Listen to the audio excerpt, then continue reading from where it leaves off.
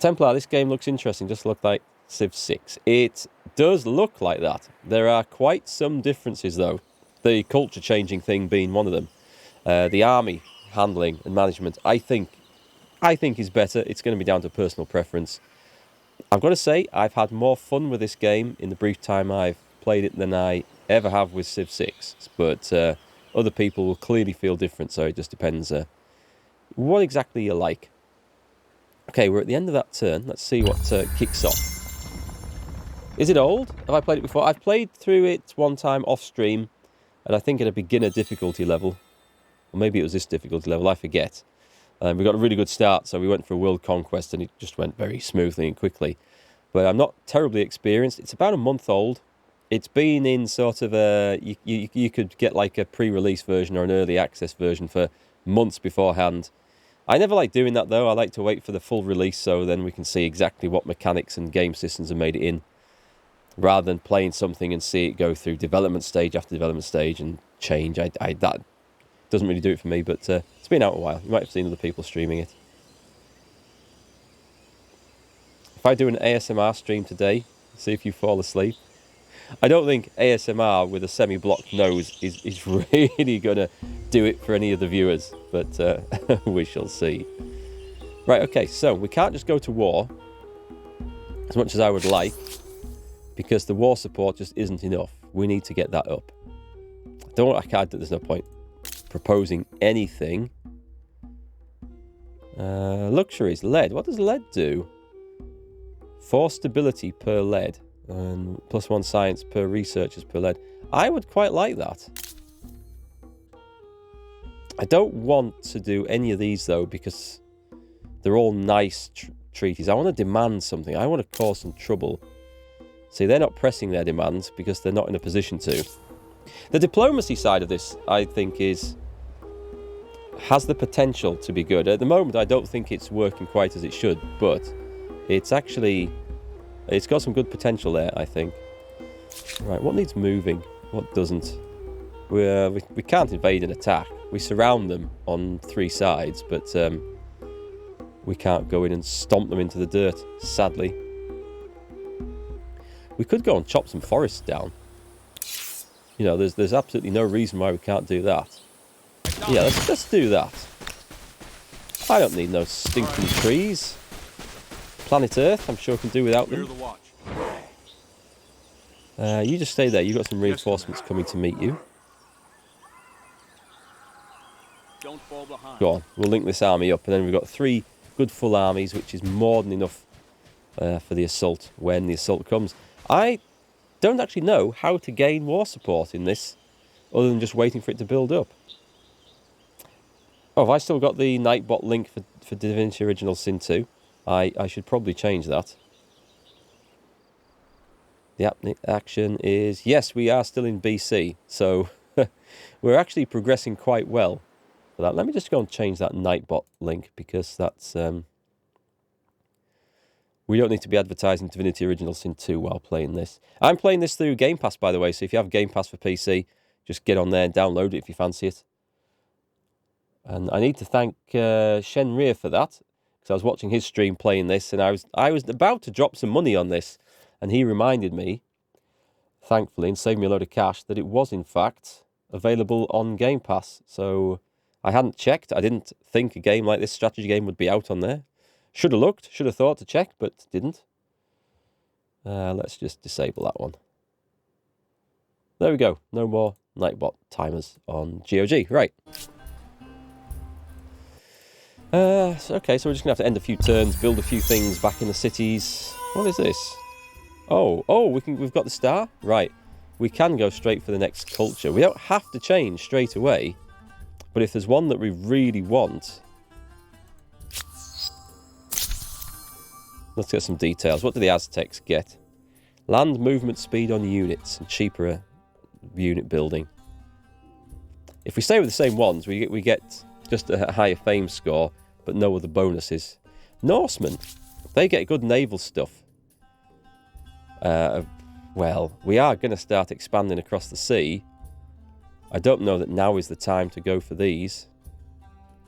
But the longships are pretty good for naval transport. Who else have we got? This is kind of what differentiates this between Civ. It's one of the big differences, and that you don't stay as the one race all the way throughout the game. Every era you get the opportunity to change to somebody else, so you can adapt. You pick a different culture that will better reflect your goals in game or strategic situation, or just have a change. Or if you want some new exciting units, the Byzantines for money. What does a hippodrome do? Just lots of cash. And you want it next to horses for even more cash. Don't really think there's much in there. I can get some big, heavy cavalry if I go for the Franks. Crown lands plus 10% influence. How does that work? That will be retained throughout the eras. I thought that's how it worked, but then I saw my movement rate go down, so I wasn't sure, because I picked the Assyrians to start with, which gets +1 land movement, and then I noticed it went down at one point. Maybe that was something else. Who knows? Just 10% influence, I think. Influence is something I'm always short on. This gives me science and influence and faith. All right, I might go Franks. Some big heavy cavalry is always good. The Ghanaians, money, Teutons, money, Kaiserdom, Khmer. Oh, these are supposed to be good.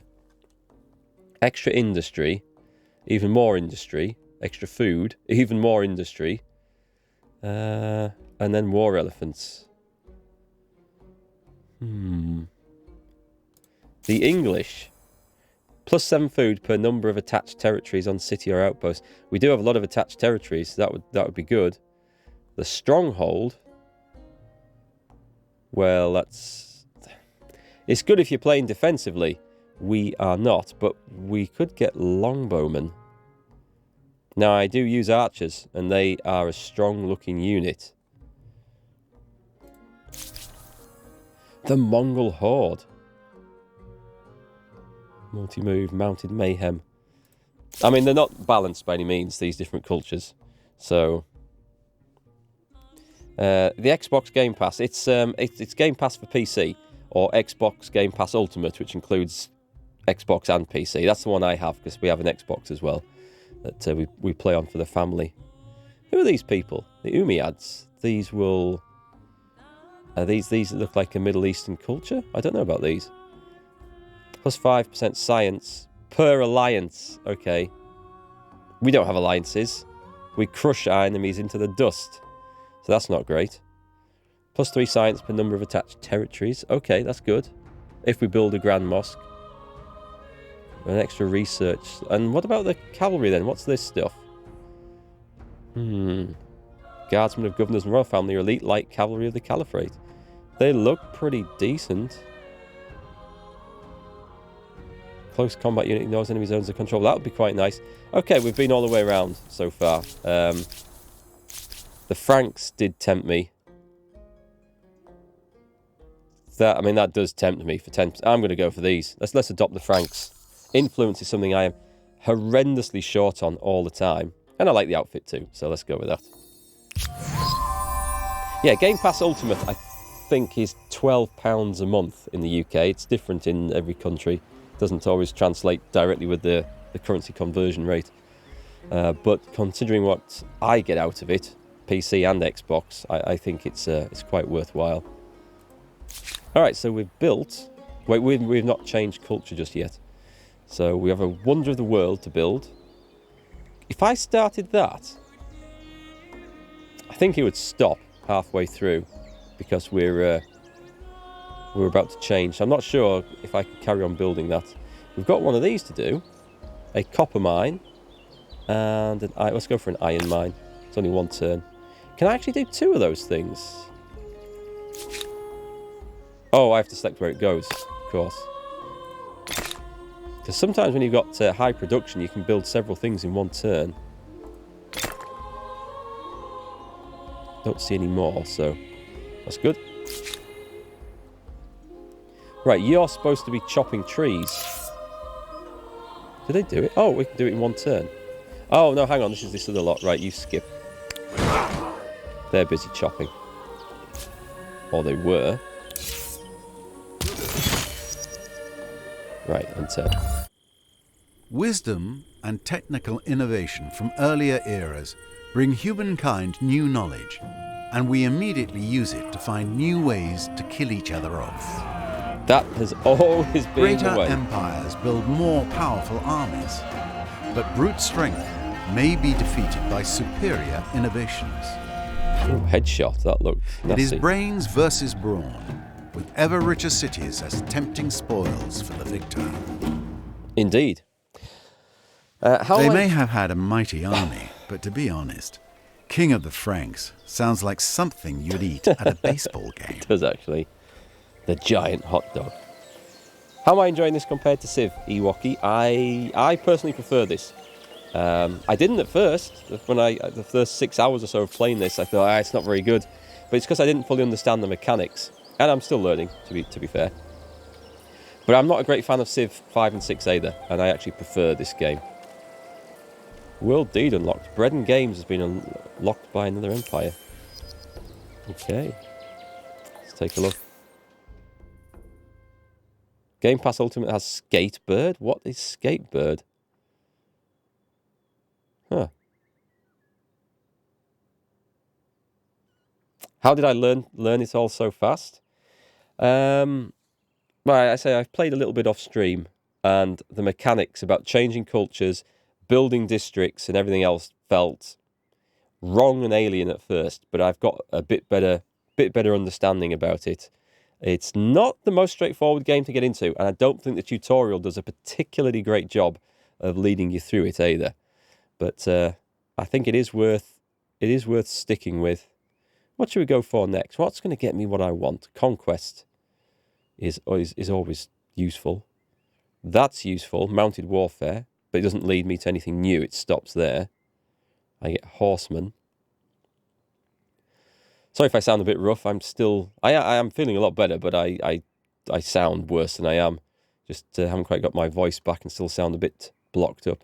We want to go for feudalism and stuff, I think. What gets me the Frankish cavalry? Is it this? Right, chivalry. So I need to work back from there. So I do need feudalism, which means I need imperial power. That's the only way in there. And so we work back the tech tree. It's like a science tree, like from any other game. Conquest. We definitely need conquest. But I kind of want this as well, because that gives me influence. I'm going to go for this first, because influence is what we're really short of. And then we'll work up towards the other one.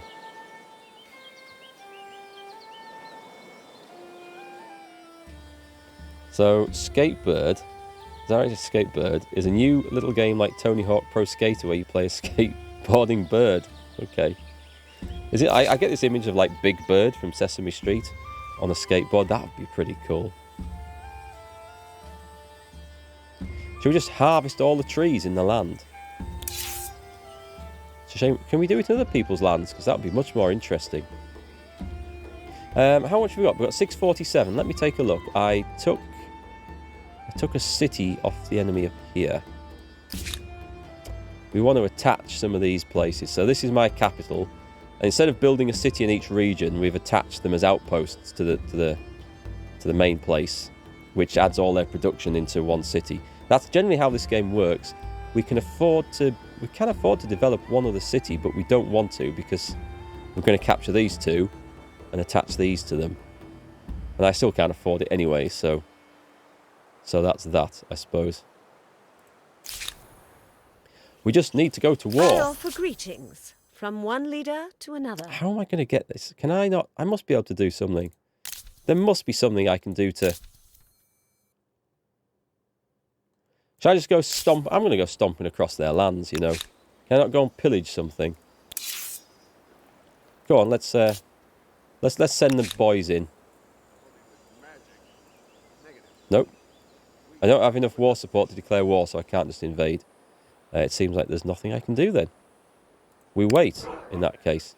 Let's keep the armies bunched up together. Over there. Let's go. Skip. I guess we just wait. I can't seem to enact anything to increase war support. What's this do? Military forces, cities and outposts. Oh, wait a minute. Society. There might be something I've missed here that we could kick in. Cultural blessing, religious rights, religious tolerance. Let's see. +3 influence on territories if they follow the state religion. I should possibly have that. Adds new grievance against empires with a different state religion. Yes, let's have that. Religious hostility. I don't think you'll go down in history as Ivan the Tolerant. I don't think we will. I don't think we will. This game works on an RPG system where you move your troops one time and you wait until doing other things. It's turn-based, yeah, so your troops have movement points, which moving along roads is quicker, moving over rivers and through forests and mountains is a bit slower. You can't move up elevations like that, at least you're not supposed to. There's a broken one over here we found where you can scale a cliff face. Yeah, so you move your troops in that turn, you do everything else, you set your building orders, just like in Civ, and then you just hit the end turn button, and then you can do it all again. But at the moment, I don't really have anything to do with the armies until we get to a situation where we can go to war. So, if I go to Crisis... What religion are these under? Does it tell me? We're much more powerful. Their war support is bigger. Yeah, that's a problem, but what about religiousness? Is that... Is there a religion button we can look at? Pretty much everything in the game that you can build and do is dictated to by this. Like, as in developing cities and stuff. So you need this to enact new laws, to settle new areas, to convert an outpost to a city, for example. And this gets expensive later on, especially for the laws. You have built a first harbour to construct and launch the vessels of the Empire. Time to stock up on champagne bottles. Excellent. So where did I do that? This just tells you the events. Ah, here we go. New grievance available. Let me take a look at this. May we enjoy a constructive relationship. So I'm going to demand, because I am religiously intolerant, that's how I've sculpted my nation, that they convert. And if they say no, my war support will shoot up. Demand. I abhor violence, but your aberrant beliefs are a worse sin. Exactly. If you don't give up these lands, you leave me no choice. So I think they're accepting This a is an trade, outrage. which we refuse. They'll withdraw them, I think, because we're hugely more powerful. They won't, if they... I find your proposition outlandish at It is. best. I have been persuaded Shut up. to withdraw my demands. Yeah, if you say, right, we refuse your demands... You had no other option. Shush! Accept your fate. They have no option but to either go to war or withdraw their demands, and they don't have the opportunity. So my demands are just this. So that's going to give us war support every turn, I think, until they agree to it. Cool. Okay, so that should speed the matter up a little bit. Again, these are all ideas that I'm not 100% used to yet, so I may be wrong. So what have we built? We can now build a scriptorium. We want the science coming in, so let's go with this. Where can we put it? If I put it there, I lose food, but gain science, faith, and influence. Stacks of influence. That's really nice. And some of these others I don't actually gain influence on. Okay. The game does give you a suggestion, like there, the best place to put it. I'm going to actually go for it because I can afford the lack of food and we can soon build some more farmers' quarters. So let's go for that. On the river is a good site, but I want the science and I want the other stuff. What does this do? This is new since we turned to the Franks. Aesthete empires receive more fame when earning Aesthete era stars. So can spend money promoting patriotic works of art in specific territories, pushing back foreign spheres of influence and generating influence. What if I do that? A cultural blitz. Convert for 90. And I guess I can... Oh, can I do this? I'm trying to convert these areas, but... I have 90 cash. Did I just spend it? Oh, okay. Did I think I just converted it. I'm not 100% sure, but I think I did. Anyway, we'll see what happens. So, can we also build one of these? It's 6 turns, but we should have something, I think. 5, 3, 10. That looks better. There's no penalties for building there. We don't lose anything. Let's slap it in there. More science. That's what we need. And the armies we shall just leave intact for now. Ready to go to war. 2 cities to capture. Be nice when we do. Come on, we need more Greetings, grievances. Sovereign. You look positively radiant today. It's building up. So basically, we're just having a few quiet turns. I don't think I can upgrade my troops yet. The trick is to make sure you get your troops upgraded in a new era before the enemy does, because upgraded troops are generally a lot stronger than stuff from the last era.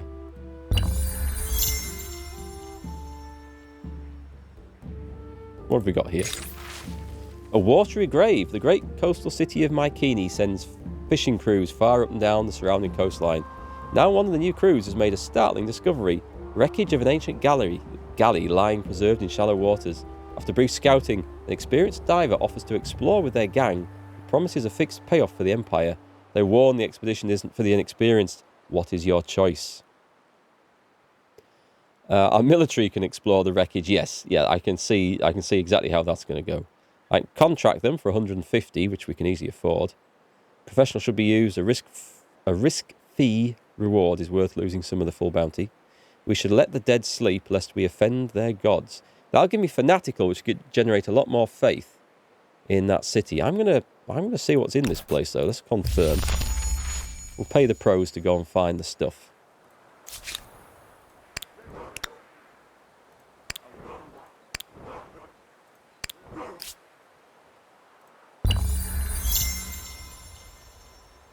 What have we got? Oh, we've got armies on the move now. Nothing I can't handle, I hope.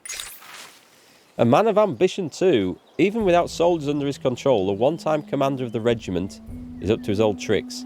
With your backing, his influence has only grown, and now he tries to rule the great city of Mycenae by himself.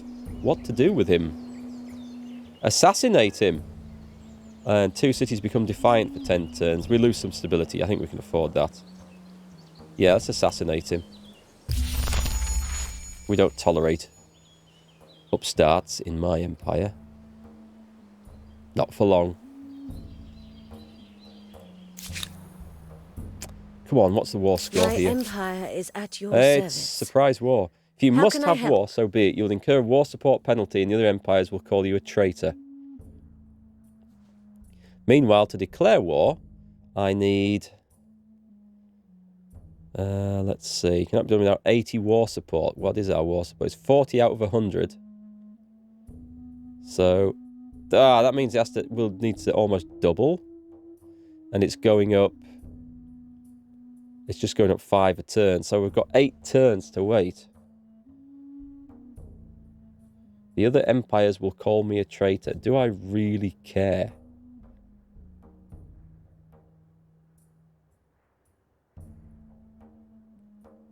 I don't know. Don't like being called a traitor. They never agree to my terms and conditions anyway. Let's wait a few more turns. In fact, I'm just going to station these people so I don't need to click on them every time.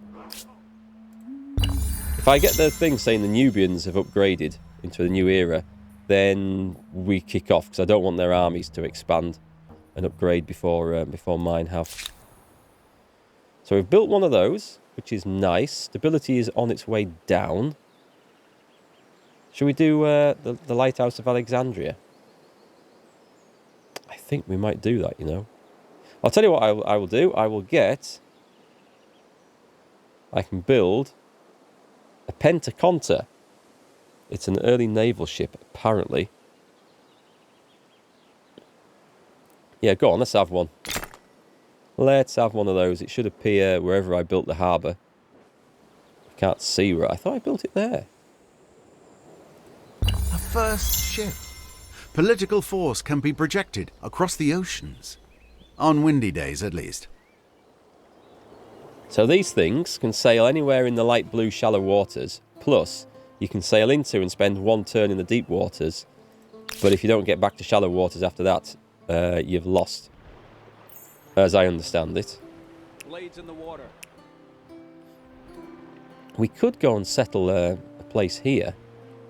It's not the best spot, but we have the city cap for it, so we could.